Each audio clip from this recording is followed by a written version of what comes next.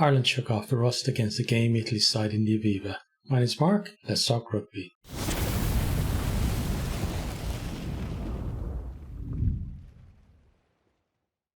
Italy started really well in this one. They managed to hold Conan up after he collected a kick-off. From the scrum then they win a penalty. Allen opens the scoring from the tee, 3-0 to Italy. Ireland then come forward. Italy do manage to turn them over, but Ireland turn the ball over almost instantly. And Ian Henderson, he goes on a break into the 22, but then spills the ball forward under pressure. Ireland then, they smash Italy in the scrum, but Italy do manage to get the ball out and kick it clear. Both teams are playing at pace and they're offloading to move the ball away from the point of contact. Italy, though, looking the more fluid early on. They then lose Riccioni to injury. He's replaced by Ferrari. Hopefully it was just precautionary and it's not too serious for him. Ireland again get a break when Odogwu, he kind of makes a mess of an up and under. Ireland then get up to the Italian line. Kilcoyne goes over from close in. Crowley converts this one for 7-3. Ireland then begin to take control and start to squeeze Italy. They win a penalty after their maul has made some good progress, and then at the next ruck then Italy are off their feet. Ireland decide to kick to the corner.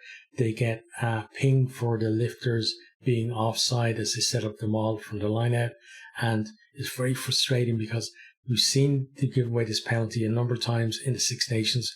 We've seen every single Irish province give away exactly the same penalty all throughout the URC season and the European season as well, and they just don't seem to be learning. They did exactly the same thing in the second half as well. It's basically the lifters, as the catcher is coming down with the ball, they fold in behind them and block the maul defence from getting to the ball carrier. And the thing is that all the referees know that Ireland do this and that the Irish provinces do this, and they look out for it and they ping them all the time, and they never think to just stop doing it because, you know, it's not giving us any advantage because pretty much every single time we do it, we get pinged for it. So please, guys, just stop doing it. It's so frustrating.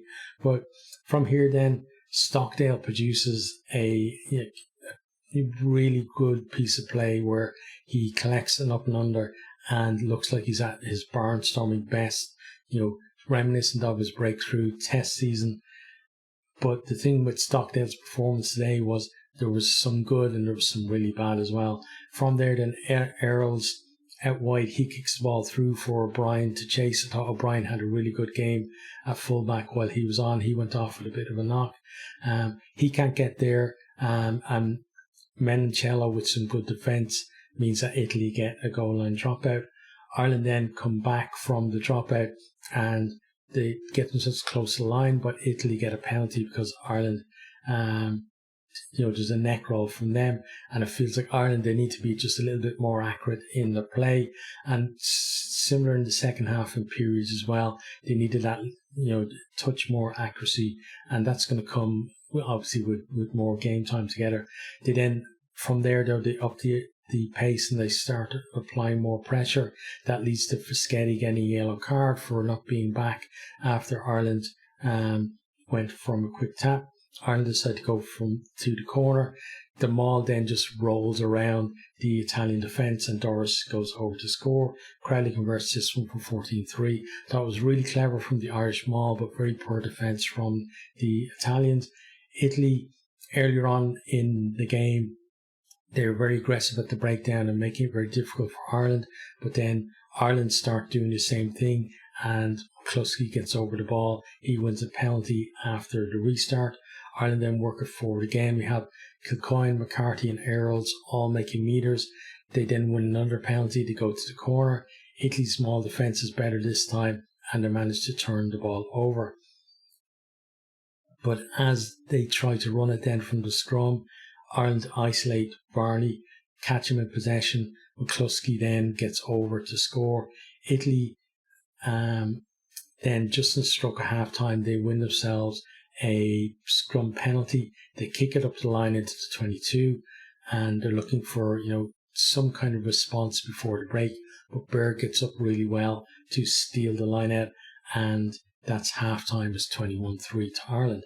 Into the second half then, Ireland, again, they're applying pressure at the start of the half. Italy also putting pressure on themselves by overplaying in the wrong areas of the field. And then any chance that Italy were getting to come forward, you had Doris and Baird there, making it messy at the breakdown, getting in and winning turnovers, winning penalties as well. But Italy do finally get themselves a try. Earls gets pinged for a high tackle. Italy go to the corner. They go to the maul. Ireland managed to halt it, but then Italy, with some nice interplay in the midfield, they suck in the Irish defence and then ping it out wide. Pani then rides what was a really poor tackle from Stockdale, and he goes over to score the corner. Allen converts from out wide for 21-10.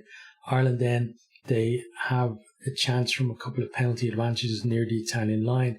They decide to go to the corner, but Italy sacked them all and turn it over. Italy's small defence improved as the game went on. We then have changes on both sides, kind of disrupts the flow of the game, but eventually Ireland managed to get over for a fourth through Keane Healy from close range. Crowley doesn't quite catch his conversion cleanly, but at 26-10. Thought Crowley did really well at 10 and wasn't as involved when Frawley came on and he moved to fullback, but still had a very good game. Italy then win a penalty at the restart. They decide to go to the corner and they then win another penalty because Prendergast is off his feet. They press their advantage and then Melancello shrugs off Keith Earls' tackle. He goes over to score. It's converted for 26-17. Ireland then, they switched off for a little while. They switched back on again. We have some good hands across the backs. Put Stockdale away on the wing. He's got Stewart outside him as well. Decides not to use him. Instead, goes into contact. Ireland recycle. They work it close to the post. Nash goes really close, right under the shadow of the post. Recycle it again. Bouncing ball. Doris picks it up and he goes over to score. Frawley converts this one for 33-17. Then Melancello, just before the end, he goes off with what looked like maybe a serious shoulder injury. He was really upset. He was crying as you get treated on the pitch and as he's going off, maybe thinking that his World Cup, dream is over. Fingers crossed it's not as bad as it looks and he's actually back for the Rugby World Cup. Final score was 33-17. A decent run out, I think, for Ireland. Not as good a performance as we might expect from the team, but the first hit out of the season is not too bad. Italy had some good and bad things on their side as well. I thought that Brex and Melancello were very good in the centres. I thought that Zuliani was decent before he went off as well. Lambaro, excellent as always when he come on for them. Pani took his try well as well. Odogu, I think he had to go off with like a head knock or something. He didn't come back on. I think he failed in HIA. For Ireland, as I said, Crowley I thought was really good. Casey was excellent at 9. Blade as well when he come on at 9-2. Frawley had some good things when he come on, but not up to the same standard as Crowley. I thought that McCarthy was decent in the second row. Henderson really gave us that kind of bulk that we miss when he's not available for selection, both in our mauls and just with carries as well. Just one thing with him is that just his hands when he goes into contact, he's such a big guy, but so often the ball comes squirting out. I thought Bird did really well in the back row.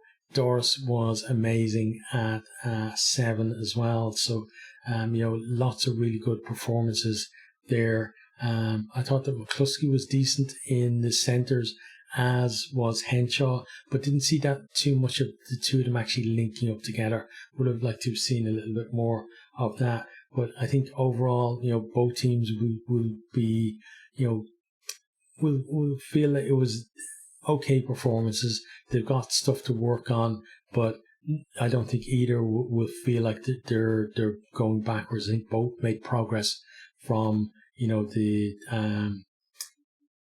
terms of Ireland just getting those players to have that run out. It's probably the kind of team that will play maybe the likes of Tonga and Romania in the, Romania, especially in the opener. You might actually see Sexton there at 10 because he's going to miss all of these warm-ups, but it's going to be kind of a similar kind of 1.5 team for that game. So, they're going to have to kind of do similar to this, where they're going to have tough patches and they have to come through.